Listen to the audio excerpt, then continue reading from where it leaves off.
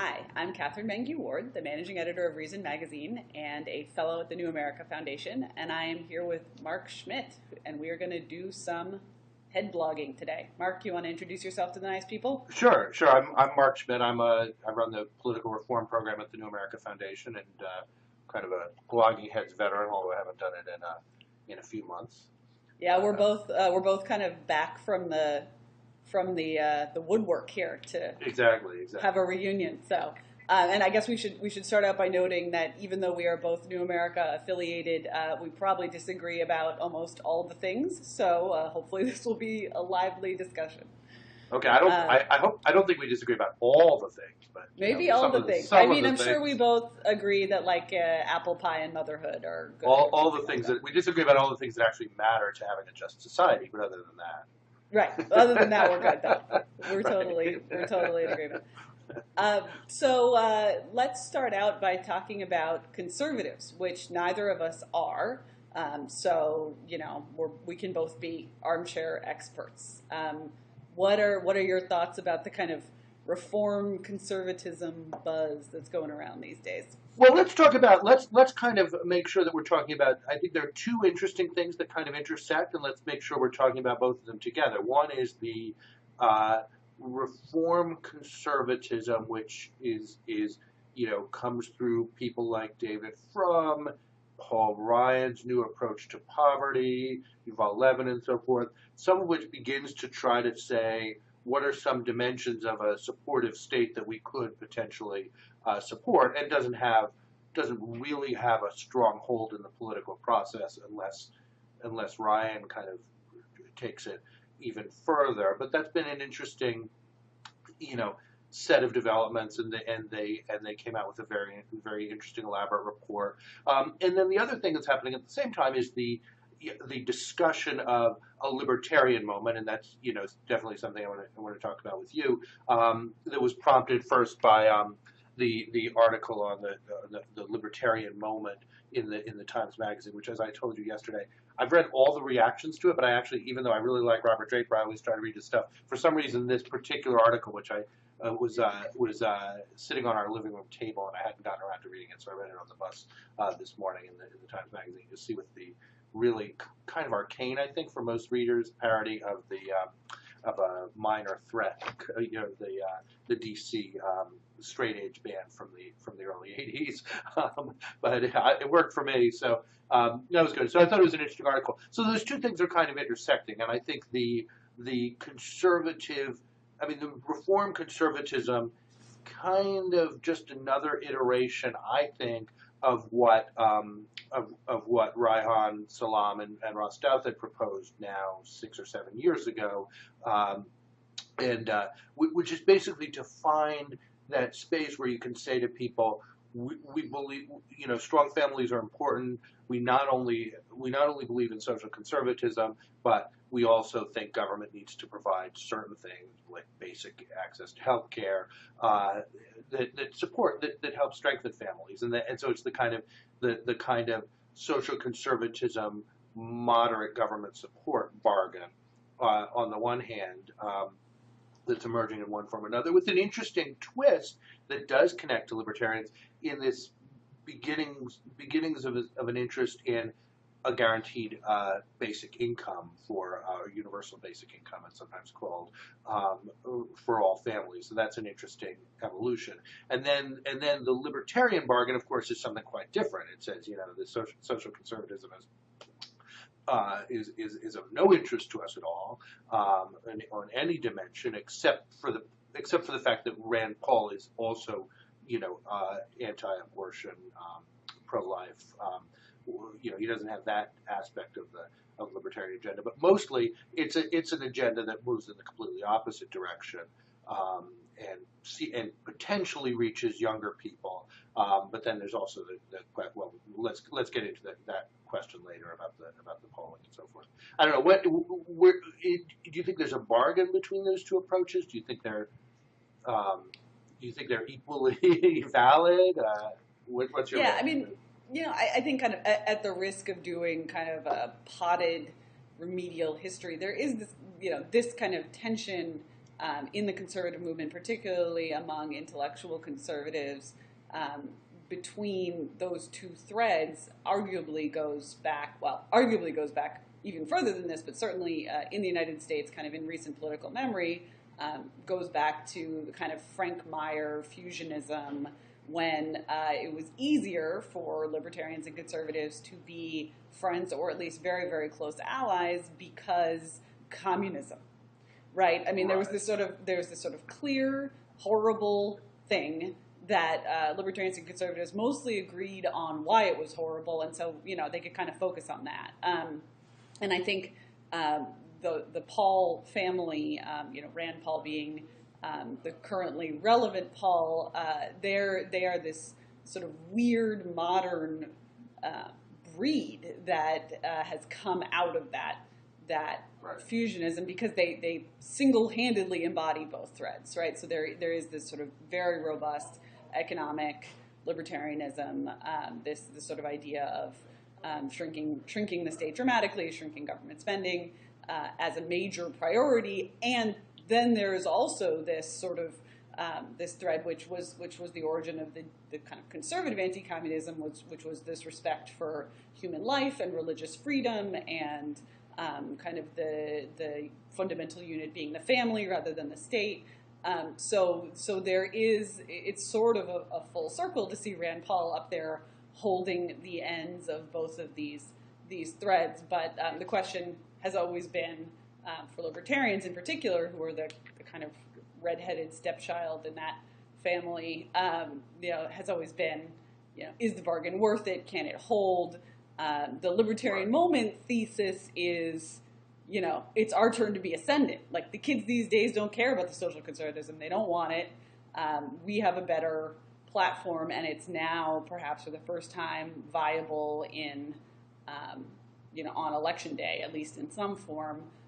But the kind of big government conservatism of Dowsett and Salam is kind of I think, an easier political bargain for the GOP to see and understand, which is, let's just promise to give people stuff, and then they might get on board, even if we have different values than most people under 30, or however you want to slice it. Well, let's loop back to the conservative reformism in a minute, but I want to just hear more about how the libertarian moment works. I mean, and I've always found it to be, I've always thought one of the most interesting questions in American politics is, you could sort of look at it two ways. One interesting question is, why isn't there a stronger libertarian party? Why isn't there a stronger explicitly libertarian force within one or the other of the parties? As long as I can remember, younger people have often identified as libertarians, even though nobody's, as Draper's article points out, it's hard for anybody to be a real pure libertarian. I mean, most people deviate on some things, and if not, there are things that they don't necessarily care about in that whole agenda. But it seems like I've always thought there was more potential there than was there. You go back to the last presidential election, the guy who has really been one of the few people who's actually made a libertarian approach to government work in actually governing was Gary Johnson, who was governor of a state for 2 terms. He's had more of a record of elected office than Mitt Romney did. He couldn't even get on the stage in a Republican debate. It seems like it's a pretty dramatic transformation in 4 years to say potentially the Republican nominee will be this person who embodies the libertarian bargain. I think it is. It definitely would be a dramatic transformation. I think it's also a pretty dramatic moment when viewed kind of through the lens of stuff that libertarians have been carving about forever. So there's, of course, economic libertarianism, and the time is pretty ripe for a certain amount of holy moly, guys, we can't pay the bills on Capitol Hill sentiment. I mean, maybe not much more sophisticated than that, but just a kind of a vague sense, particularly maybe a year or two ago, a vague sense that, we're spending money we don't have, and that makes people mildly nervous. Of course, not nervous enough to not spend that money as a general matter. But there's also just this weird cluster of issues that, Reason Magazine, my employer, was founded in 1968, and we have been editorializing about stuff that frankly, I think in 1968 they thought it would never happen, and in 2006, I think these same issues seemed just as far away, and now we have a state in the United States where recreational marijuana use is legal. We have same-sex marriage, although libertarians are somewhat divided on that. We have same-sex marriage legal.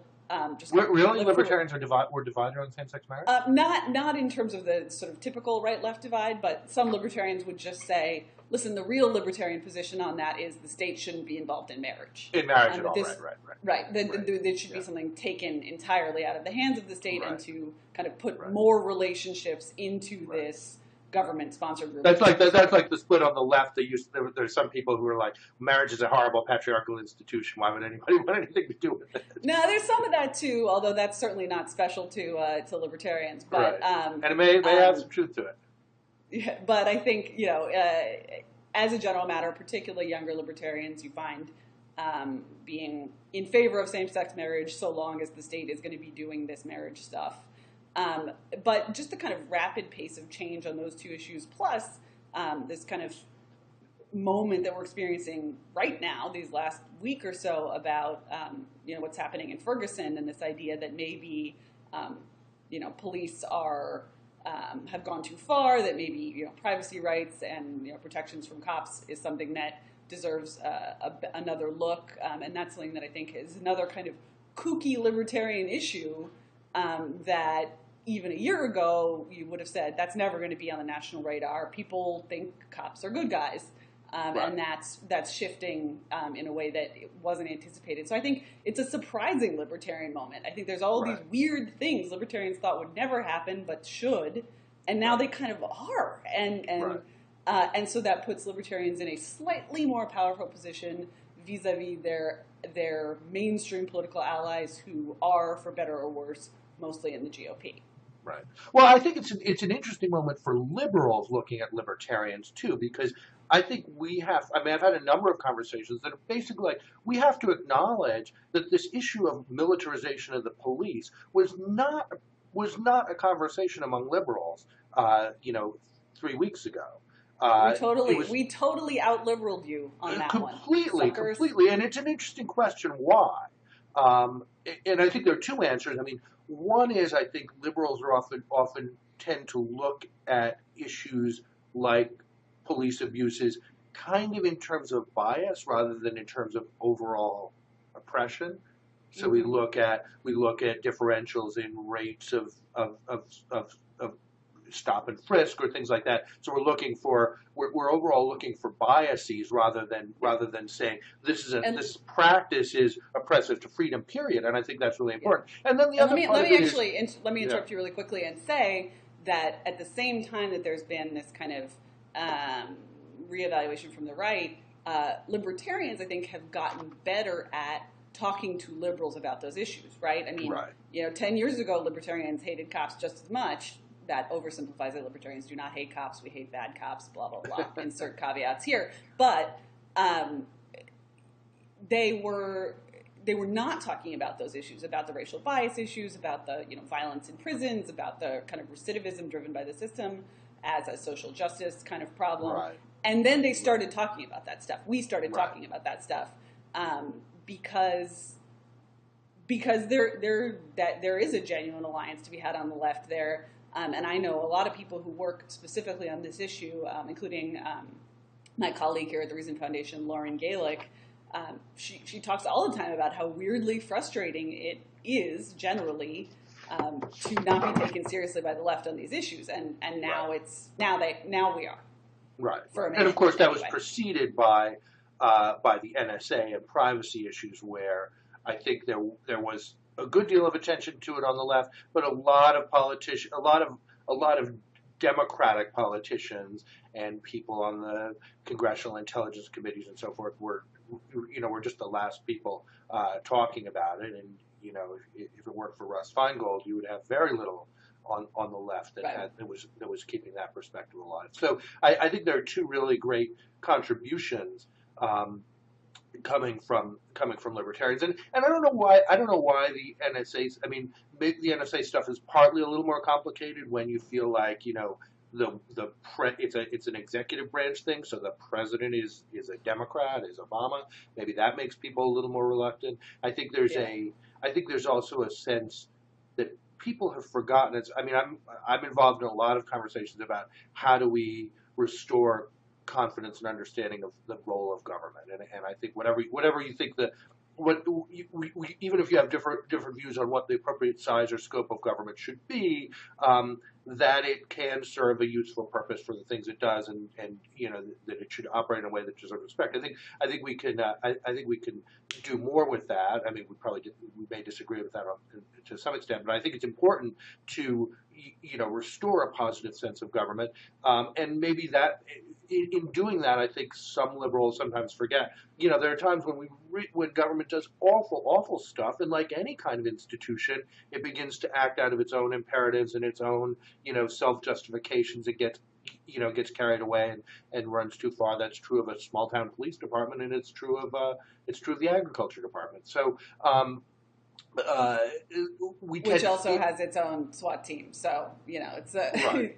Thanks for everybody. But yeah, I think you're not wrong, but you're also not right. And here's why. Because I think what I would say, and what I think many libertarians would say, is the size of government and your views about how big government should be can't be separated from that question of kind of believing that the state is useful, or that we should exercise good faith in political debate. The idea that we should kind of restore faith and sincerity to the debate about government and to our approach toward our elected and appointed officials, and then we can talk about what government should do. Just isn't. I think I would say fund at the core of the militarization of police is a huge military and police with limited constitutional, checks on their behavior. At the core of the kind of NSA spying thing isn't, bad actors, good actors, although that's relevant. It's, should it be within the scope of the state to do anything like this in the first place? Right. And I think on issue after issue, you're just going to see the same thing. On the drug war, the social justice aspect of it is interesting and absolutely worth debating. How it plays into the criminal justice system's failings is interesting, worth debating. But on a kind of fundamental level, you have to say, well, is it the role of the state to tell people not to consume intoxicating substances, or isn't it? And if it is, we don't really solve the problems, I would say. And if it isn't, and that's where we start.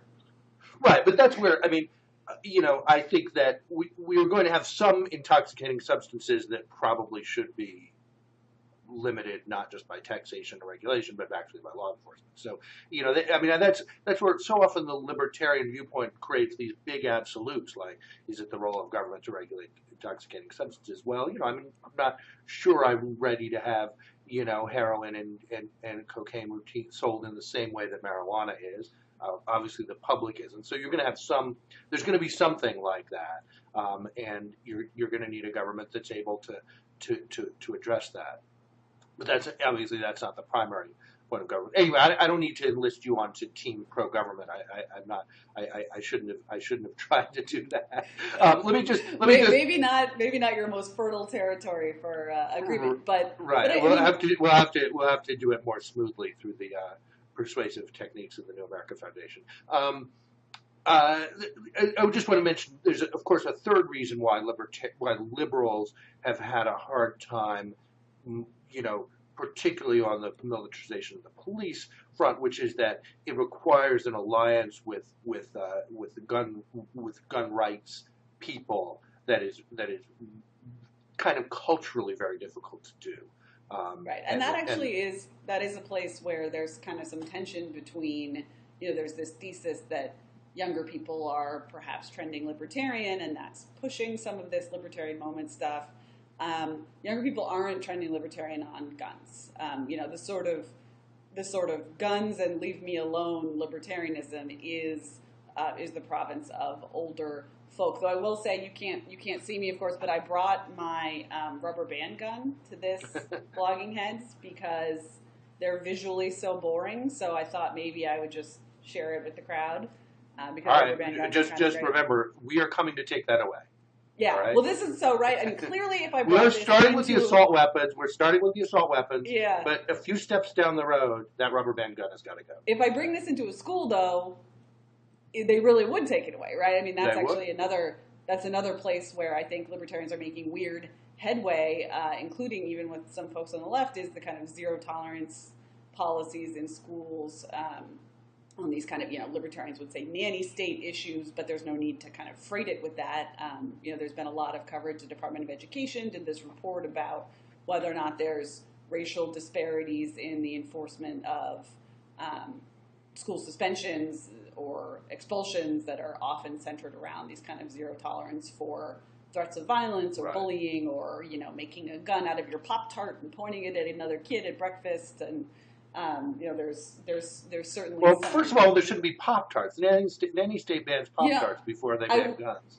I will say, actually, in that story, which was a real story, and was put in the sidebar, it actually turned out it wasn't a Pop-Tart. All the coverage referred to it as a Pop-Tart, including my coverage.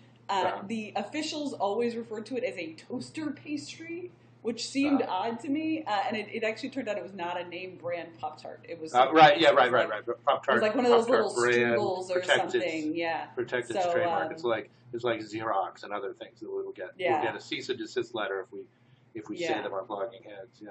So just to set the record straight, all toaster pastries could become weaponry and should be toaster pastry or toaster strudel is a slightly different variation. All of them make good. Yes. All of them make good weapons. Those are the ones with the frosting. I love those. If the nanny state comes for those, they will have to pry them from my cold dead. Anyway, I think I think that's right. I think libertarians have been out there on that. I know a bunch of liberals who played a significant role on that as well. My friends at the Advancement Project, for example, have played a big role in looking at the ways in which school discipline leads to long-term interactions with the criminal justice system and the racial role of that. What's really interesting is the way in which Rand Paul has been able to use those issues as a way to make the leap from 2 years ago was an issue that he didn't support the Civil Rights Act of 1964, and he's been able to make a leap to talking to African American audiences in particular about racial issues in terms of their in terms of people's interaction with the criminal justice system, which is a totally different move than the move that the classic Republican conservative move was, put up the website that has all the pictures of black Republicans who you've never heard of and who, lived 150 years ago, or they're Jackie Robinson, who walked out of the 1964 convention. So, not super persuasive, or it's potentially some version of the Paul Ryan doubt that, what kind of, we're going to support community. I mean, at best, it's the Kemp model where you're saying we're going to really kind of unleash a lot of potential in high poverty communities. But it's very different from the Rand Paul kind of outreach. And if Rand Paul can kind of roll back his entire record on racial issues and his father's by making that move, that's a pretty powerful move. It is, and I think this is like the most Washington thing a person can possibly say, but I'm just going to go ahead and say it because I was raised here and I've lived here basically my whole life, so it's in my blood. Which is, I've been saying this for years. The idea that if anybody just kind of either political party, just there's this like $20 bill lying on the sidewalk, which no one was picking up. And well, there were two, I guess now the metaphor is ugly because there are two $20 bills, which is the gay marriage stuff, the kind of complex of issues that are kind of drug war, criminal justice, and, crappy public schools and particularly bad discipline in those schools, and how that all kind of clusters together in a systematic way. Like, it's just always been there. It was just waiting for someone to take it. And, I think libertarians always kind of did have this bet on some level that it would be Republicans. I don't know that it was a conscious bet. It was just this legacy of the kind of Cold War anti-communist alliance. Well, yeah, we're here, we'll see what we can do. But now it's Rand Paul, and he's kind of doing it. And what's going to happen? And he's a terrible politician who's a crappy Republican in the end. And so is he going to betray us all? And it's all very tense. Right. I mean, I guess it's unfair to say it turns out it's a Republican because it's only interesting when a Republican says it, right? It's not that interesting. So. I mean, I think Barack Obama tomorrow said the drug war and attendant criminal justice problems are the #1 issue facing this country, or a major issue facing this country, and I am going to work to solve those things. I think maybe it wouldn't be treated as the most wacky, crazy news, but it's the race angle that's making people treat it as wacky, crazy from Republicans. There's still, if a Democrat said, let's legalize marijuana nationwide, which no Democrats on the national level have, no kind of prominent Democrats, then that would be big. And they're not doing it, and a couple of Republicans are. Right, I have to look that up. I don't know if Bernie Sanders or whoever has ever said. I was just about to say, I don't know. Bernie Sanders probably does, but we'll figure this out.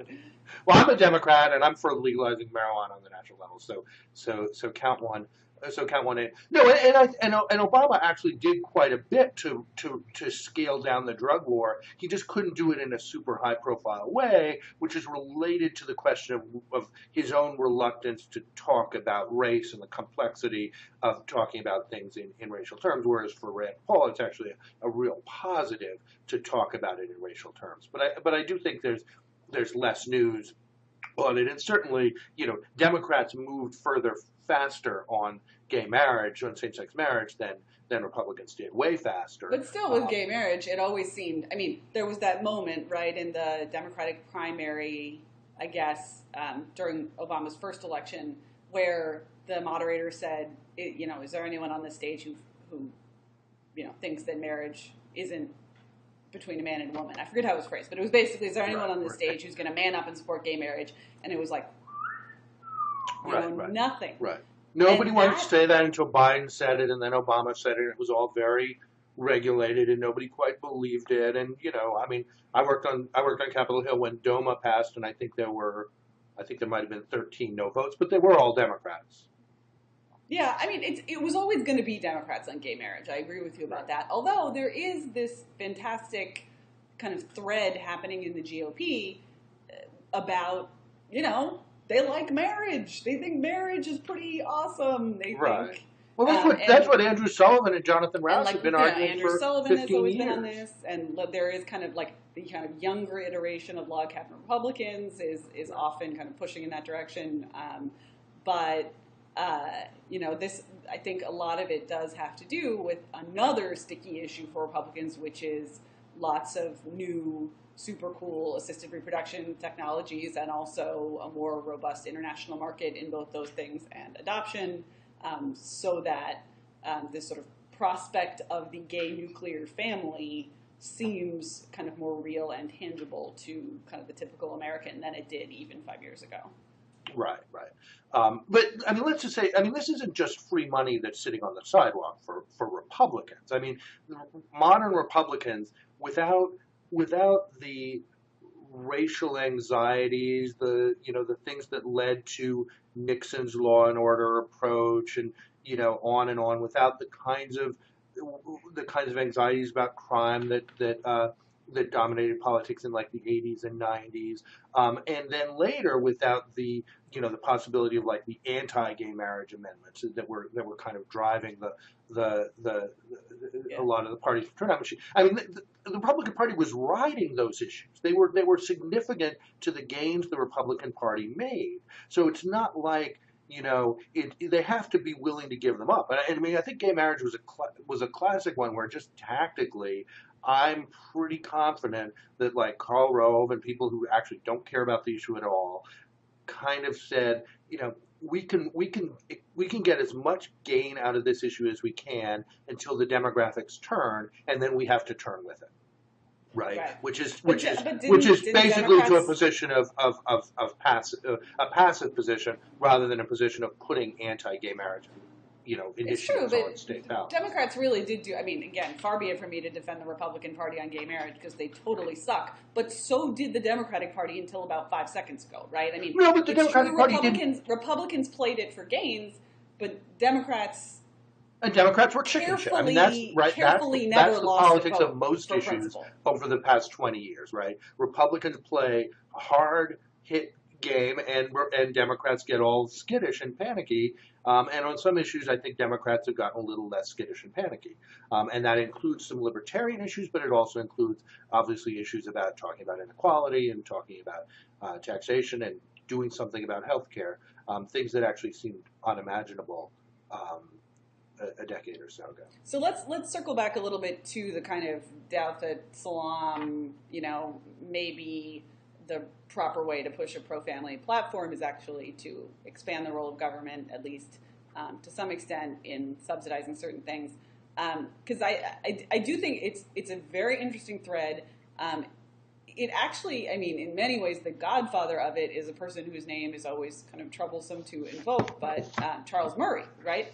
Right. A lot of the stuff in that Doubt That Salam book, it's just Charles Murray saying, if we're going to give people money, let's do it in a lump sum. Let's do it in a way with minimal strings. Let's, think about what we're incentivizing. If we want to incentivize work, we shouldn't tax income so much. If we want to incentivize childbearing, let's do it rather than pussyfooting around. I mean, I think, that kind of social scientific kind of nudgy approach to promoting kind of conservative libertarian values.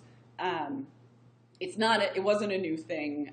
The idea that the GOP is looking fondly on it, though, I'm wondering if you see any actual electoral purchase or any kind of, who is the elected official who's talking this? I think it's I don't know. happening in intellectual circles, but.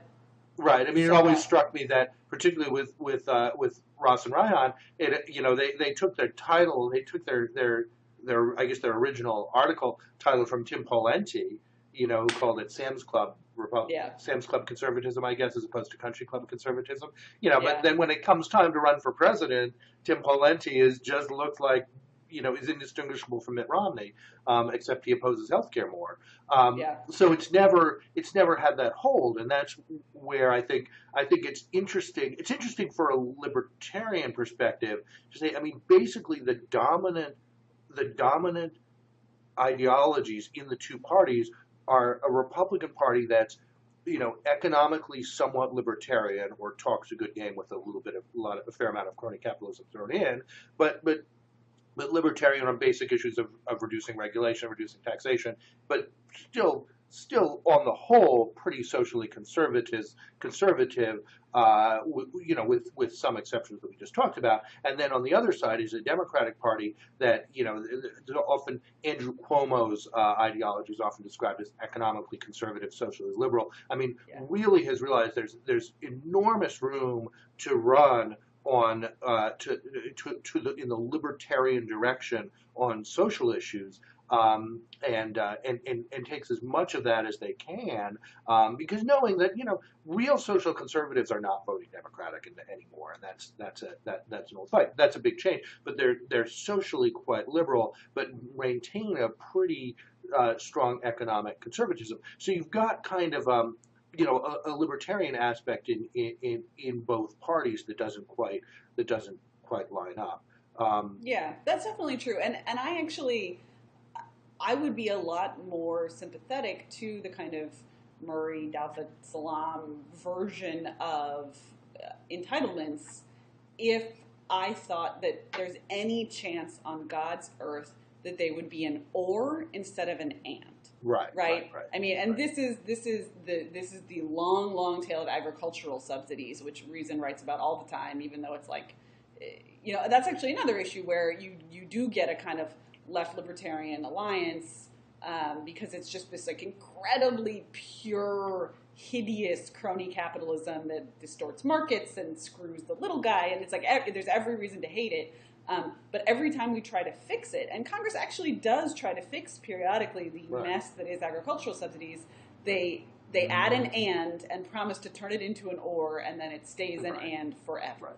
And that is my concern, right? Okay, so let's open a bank account for everybody and put $10,000 in it. Let's do all this great stuff. Let's even increase the estate tax to umpty billion% if that's how we fund it. I am highly sympathetic to all that stuff, except I think we just wind up with all that stuff in a watered down form on top of our current entitlements. And I think that's kind of what we're seeing in education right now, right? They're actually school choice. Oh my God, it happened.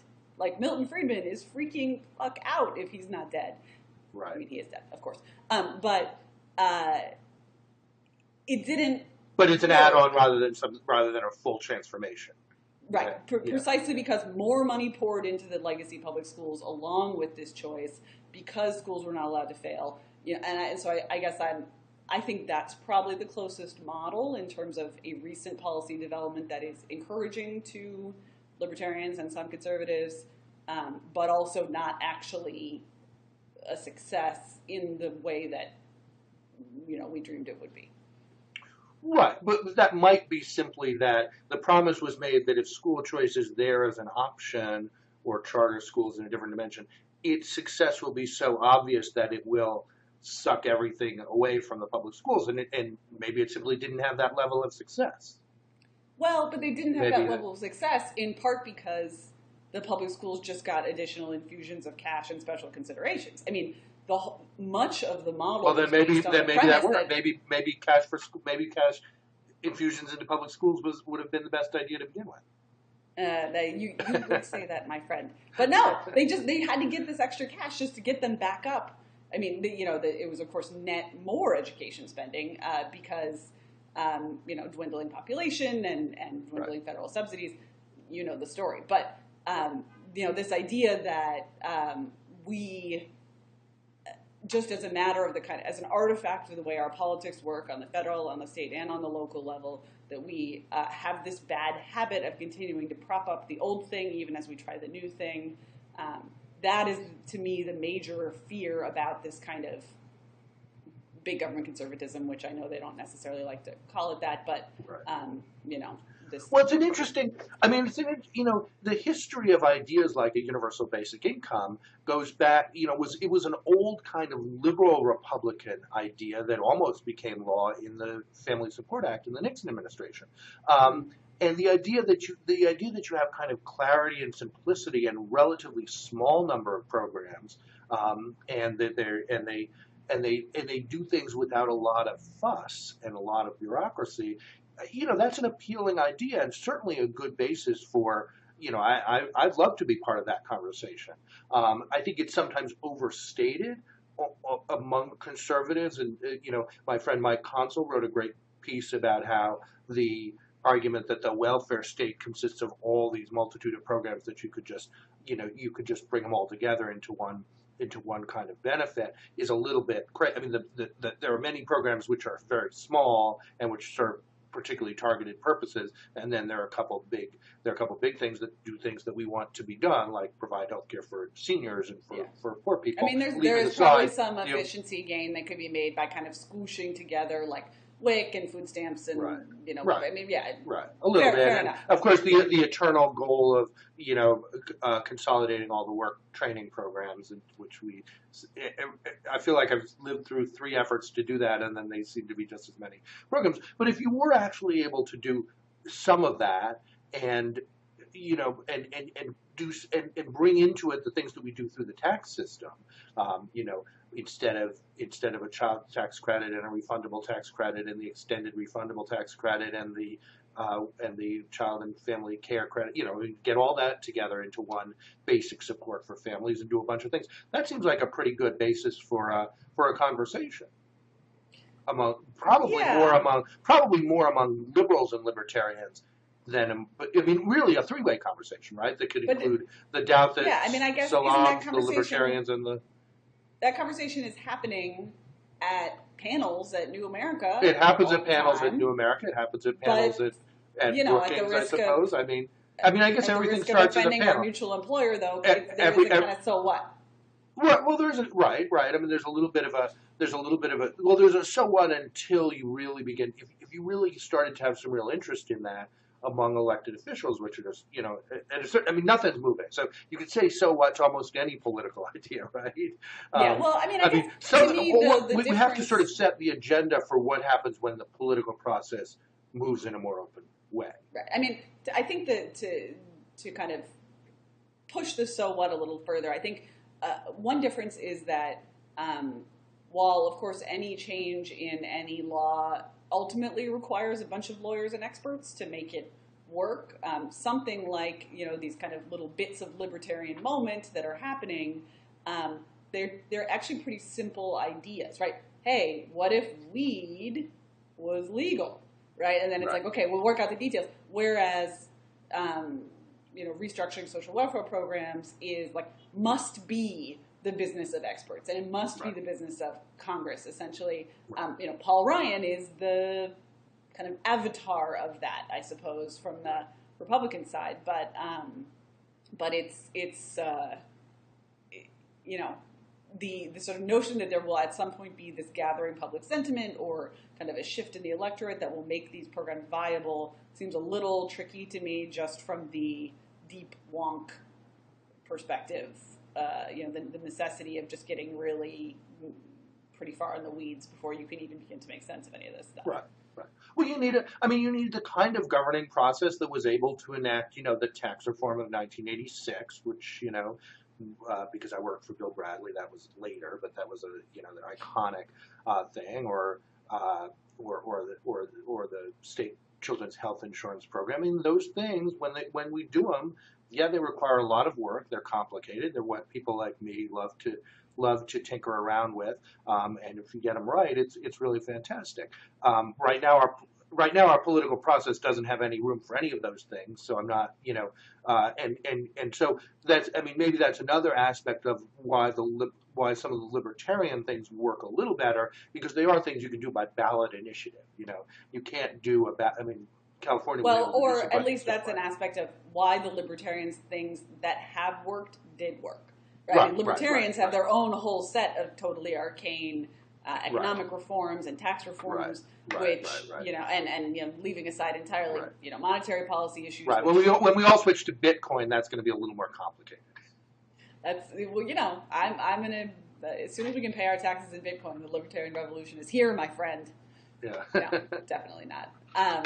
But I mean, there is also this kind of like futurist kind of techno-utopian thread in libertarianism, which is another place that puts libertarians more kind of in harmony with liberals. I think you just don't see you see almost no self-identified conservatives who are super pumped about Bitcoin, and you do see liberals. So that's another kind of funny place where a money issue, a kind of economic issue, and a regulatory issue, where you might think libertarians would wind up finding common cause on the right, they end up kind of hanging out with lefties. So there are, as you were saying, these sort of pockets everywhere. Right.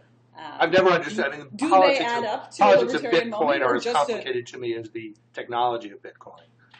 Right. Well, and I think I kind of get the technology, but I'm still a little at sea on the politics. Just say the word. Just say blockchain a lot, and then people, I think, will think that you know what you're talking about. I'm very good at making people think I know what I'm talking about. That's the full quote here. From this. I'm just Blogging confessing. You got to confess a little there. bit on blogging heads.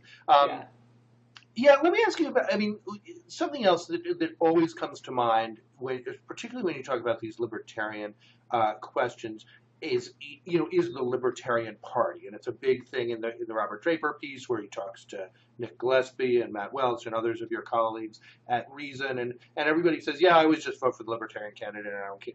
Somebody says, I always vote for the Libertarian even if it's a guy living in his car. But there never seems to be much of an effort to figure out a way to do something with the political process that would make that matter. I'm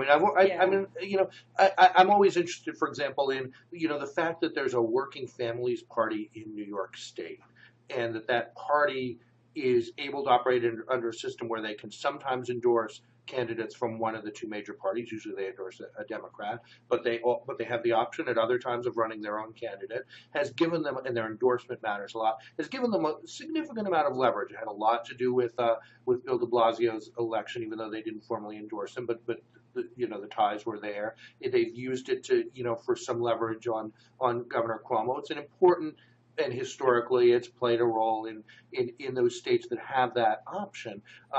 I never see any interest in. It seems to me that like the perfect party that would begin to gain something more than that, standard million votes that you get if you're lucky in a presidential election. Some kind of system that gives some leverage other than a pure spoiler effect would it seems to me that would gain a libertarian candidate almost as much as it would gain anybody else. And because the libertarians can use leverage on both parties, they're not basically a subset of one or the other parties, especially when you think about younger voters coming in. I never see any interest in those kinds of ideas, though. Yeah, I mean, I think there's probably a couple things going on. If you read the issues of Reason magazine from the period of the kind of foundation of the Libertarian Party, you can sort of see in the pages of the magazine this moment where certainly kind of reasoned libertarians, if there was such a thing in the 70s or is now, were asking themselves that question. Is it, if we have limited capital, both actual dollars and also kind of mojo, do we use it on this thing? Do we use it on this third party? And well, you had the Koch brothers before anybody had the Koch brothers. That's right. We had the Koch brothers before it was cool. With the Clark Koch ticket, and there certainly is a there are people who particularly on the local level in DC, there's some folks who are always trying to get libertarians on the ballot, and have had some success. I'm a Libertarian Party skeptic. I basically think there's enough of an uphill battle for libertarians without having to also change the fundamental electoral system in this country. I would say precisely because libertarians actually do have a little bit of play with both parties, and because the two mainstream parties actually are so sophisticated about looking at their demographics, projecting them down the line, trying to figure out, kind of who to swallow up when to stay viable. That just seems to me. I don't vote, and I've written about that in Reason magazine, to the great horror of both some of our readers and certainly the people on C-SPAN when I went on to talk about that. Do not tell C-SPAN viewers not to vote, my friend. They will. Do you live in D.C. or Maryland or Virginia? Say that again. Where do you live, in D.C. or? I live in D.C., but I don't not vote because I live in D.C. I don't vote because. My vote will not determine the outcome of that. But the kind of idea that in addition to wanting all of these pretty radical changes to the American political scene, libertarians should also get into this business of making third parties viable in this country, which is a major structural reform. Seems to me like one too many things to take on, but it's just a practical point. I mean, even the people that I know, for instance, Nick and Matt, who both discussed in that New York Times piece voting for libertarians, they do it in a very cynical way. Right. They do it because they know voting doesn't matter, not because they think Libertarian Party is an important part of the American political scene. Right. I'm speaking. I don't think I'm living in DC. You can vote for anyone you want for president and be confident that you will have no effect on the outcome. That is certainly true, and probably true in Maryland as well. Let's close up by I want to make you do a little more talking and talk through the polling controversy that you guys did an interesting poll. Trying to draw out the actual level of libertarianism, particularly among millennials. Pew came in yesterday with a pretty interesting poll that said, lots of people, even people who call themselves libertarians and can say what it means. Like lots of people don't even really know what it means, and some people think it's the same as Unitarian. There were some very funny results. Yeah. But even people who use that identification don't really have views on the role of government or drug legalization, for Yeah. example, that are all that different from other Americans. And I know you just put out a package again on millennials and libertarianism. What's your view of the state of those of Right. those So, interpretations of public opinion? so Reason has its own polling project. It's the Reason Group Public Opinion Survey, and we use the same polling companies that any of the big guys use, right? So when you see, Washington Post, Gallup, C-SPAN, ABC, they always have like 17 affiliations. Right. When you see one of those polls, they're using a third-party polling company to do a national sample. We do the same thing, but our kind of goal with the poll is to drill down on some issues precisely because there are these standard poll questions that get asked by Pew and by others that are meant to suss out, who's a libertarian, who's not, what do people think about these things. But there's often kind of a lack of clarifying questions. So what was written up in the New York Times Magazine and what we've covered extensively from our own findings is if you, for instance, ask people, do you support government program X? Everybody says yes, because who doesn't like a government program? If you say, do you support program X if it means X compromise, if it means you have to pay for it in this way, if it means, just sort of trying to bring the language of trade-offs into the polling language just to see what people say. And, our poll was not some like slam dunk of libertarianism, right? It's not like we did this poll and we were like, holy moly, America is 100% libertarian, hooray. There was very mixed results, and particularly on economic issues, but and on entitlements. But one thing that we did find is that people, just in general, do this thing which you would expect of them when trade-offs are raised, which is to become more skeptical of government spending, to become a little more nervous about expanding the role of government in general. We also asked people stuff like, do you think that hard work or good luck are important factors in success? And just some other questions to kind of just get at fundamental notions of justice, which yielded some libertarian-ish results. People seem to be tilting toward what you would think of as kind of the stereotypical libertarian view that people should keep what they earn in terms of financial earnings. But what Pew did is a sort of totally different methodology. They basically are just they were looking at the label, how people kind of sort of interact with that word. And so what they found is a not surprising thing, which is people kind of don't know what that word means, even when people know what it means and they identify with it. Like that identification can be, a lot of things can be going on there besides a robust support for what might be, kind of the mainline typical libertarian platform. People like the aesthetics of the term, or, even though their views are broadly conservative, there's one issue that matters a lot to them, and so they identify based on that issue. And I think that's not surprising, and you would actually find that with almost any label, including you find out with the labels liberal and conservative. Right. That's why I've always. I mean, this should make everyone skeptical of using those polls that say, 2/3 more people, twice as many people identify as conservative than as liberal. I mean, because people don't know what those mean. And right. Even the people it's appealing to call yourself conservative. It's appealing to call yourself libertarian. It's less appealing to call yourself liberal. And one actually sort of cute little finding that we found in the Reason poll was we asked people, do you prefer socialism or, I actually can't remember how we phrased it. I think we said socialism or free markets as a method for organizing the economy. And people, 60-40-ish said socialism, millennials.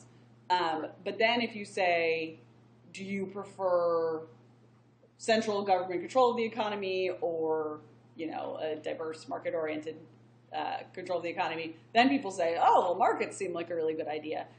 So the kind of headline is millennials don't know what socialism is. But that actually doesn't matter, right? I mean, in some sense, just like the word libertarianism, people like that word for aesthetic reasons or whatever. What I think is interesting is, so much of polling is obsessed with these labels, even when they break it down to economically conservative, social liberal, whatever. But when you actually ask questions like, do you think markets work well to allocate scarce resources? People say yes, sometimes. So Right. that's I mean, kind of but the even the that's libertarian complicated dynamic. because sometimes you're asking people a question that they actually don't really think about in their daily lives and don't Yeah. really have a well thought out position In on. fact, you're pretty And much always asking people yeah, questions yeah, that they don't have a well thought out view on right. because I mean, it's a little hard to do, but it is interesting. Uh, I mean, a lot of this is just the classic political science insight, right? That Americans are ideologically conservative or ideologically somewhat libertarian and operationally more liberal, which is, I think, a bargain that I think there's been an attempt to kind of break that bargain over the last few years, particularly with somebody like Ryan actually trying to saying we will go after the basic popular entitlements. We will challenge Medicare. Not really doing it because everybody over 55 is protected, and in fact they're similar. They're trying to attack liberals for cutting the programs at the same time. They're trying to cut them, but it's a big move to say we're willing to do that. And it seems like there's a kind of retreat back to the same old bargain of operational liberalism and ideological conservatism that's been, in some ways the operating mode of both parties, but very much the game of the Republican Party for a long time. yeah, I think that's true. I guess I think the thing that's a little bit different now is, um, you know, there's always a crisis. There's always a crisis, but this sort of sense that there's this kind of historic tide of inevitability on social issues trending in a kind of more freedom, more choice, a kind of liberal direction. Whereas there's this kind of horrible, Aegean stables situation with economic issues. Right. And both the left and the right kind of agree on that, although their analysis of why is different. So I think there is, at least in some sense, there's this kind of like, well, we have to do something about the economics. We have to do something about government finances. We can let the other thing happen, and that's a new thing. That's whereas there was sort of, I would say, more energy and kind of agitation and a sense of a need for activism on social issues in the past. Maybe we're shifting toward a kind of need for more conscious activism on economic issues, and maybe the Paul Ryan thing is part of that. Maybe it's a sideshow that's really just going to be a big, messy congressional compromise, and something else will have to happen. Right. And again, somehow we have to open up the political process so that something can happen, and that's a story of its own. Good. Well, I think we're almost at an hour. Maybe we should wrap it up. Our work here is done. We've built our consensus work or here is something. done. Maybe. We've resolved some things. Do you have any last notes? Anything that no, funny it's good to be back in the blogging head saddle. Yeah, definitely. And let's do it again soon. Okay. Thank you, Catherine. Bye. Bye-bye.